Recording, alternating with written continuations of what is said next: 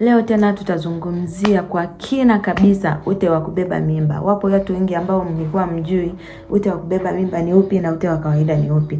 Lakini pia na mwisho kabisa nitakupa mambo 20 muhimu ya kuzingatia ili kuongeza nafasi ya kushika ujauzito. Hakikisha unatazama hadi mwisho video hii kwa sababu kuna siri muhimu sana nitazishare ambazo zitakusaidia sana kwenye maisha yako ya kifamilia, au wewe unahitaji ujauzito au unahitaji mtoto.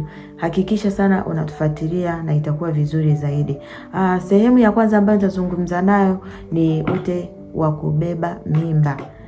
Na watu wengi hamjui kwamba ute wa kubeba mimba ni nini.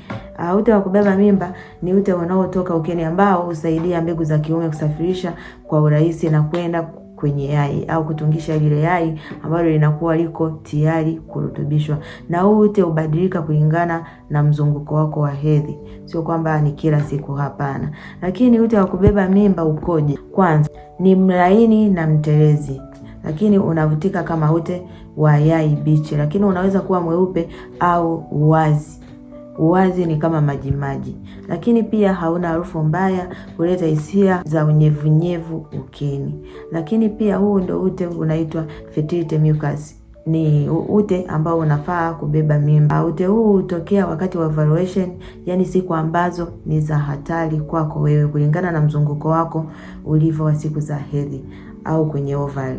Lakini kwa kawaida hutokea katikati ya mzunguko wako wa hedhi, kwa mfano siku ya 12 hadi ya 16 kwa mzunguko wa mtu mwenye siku 28. Lakini pia huanza kidogo kidogo na kuwa mwingi zaidi kadiri ovulation inavyokaribia. Siku ambayo ute ni mtelezi zaidi ndio siku ile yai ambalo linaweza kurutubishwa.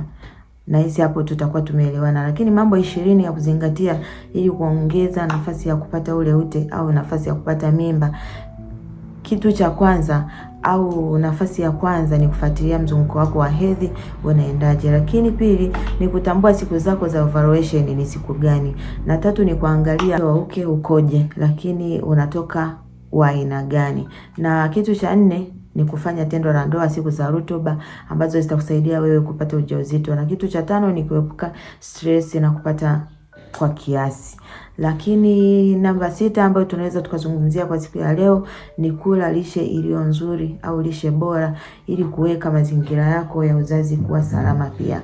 Na 8 ni kuepuka matumizi ya kemikali sana ambazo watu wengi wamezoea kujisafisha sana kwa sabuni.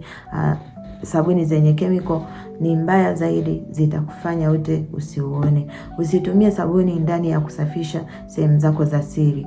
10 pumzika sana au vya kutosha kuanzia masaa 8 ambapo utakuwa umetoka kwenye kazi zako. Lakini 11 ni kufanya mazoezi kwa wastani. Usikae bila kufanya mazoezi, itakusaidia sana kurahisishia wewe kupata ujauzito kwa urahisi zaidi. Lakini namba 12 ni kuepuka pombe na sigara. Kama unavuta unatakiwa kuacha kabisa na kuhakikisha uzito wako uko sawa. Usishuke wala usipande sana uzito, hii itakusaidia kubalance hormone zako. Na 14 ni kupima afya ya uzazi kila mara. Jitahidi sana uwe unaenda hospitali kucheki uzazi wako ukoje. Lakini 15 ambayo nitawafundisha kwa siku ya leo ni kuepuka kutumia dawa bila ushauri wa daktari.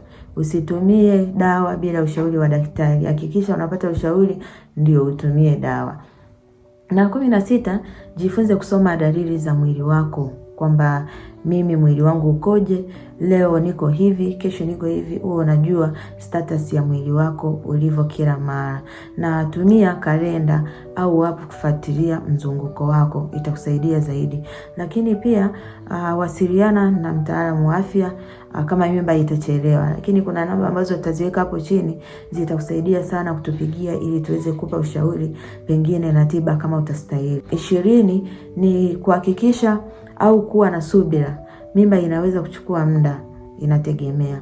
Unaweza ukachukua muda pasipo kupata ujauzito na isiwe na tatizo lolote, lakini inawezekana. Hakikisha mwenza wako pia ana afya nzuri, ni vizuri zaidi. Kwa kifupi, ute wa kubeba mimba ni ishara muhimu sana ya kujua siku zako za rutuba, na ukijifunza kutambua kwamba unaweza kuongeza nafasi yako ya kupata ujauzito kwa njia rahisi sana na ya asili pasipo kutumia vitu vingi.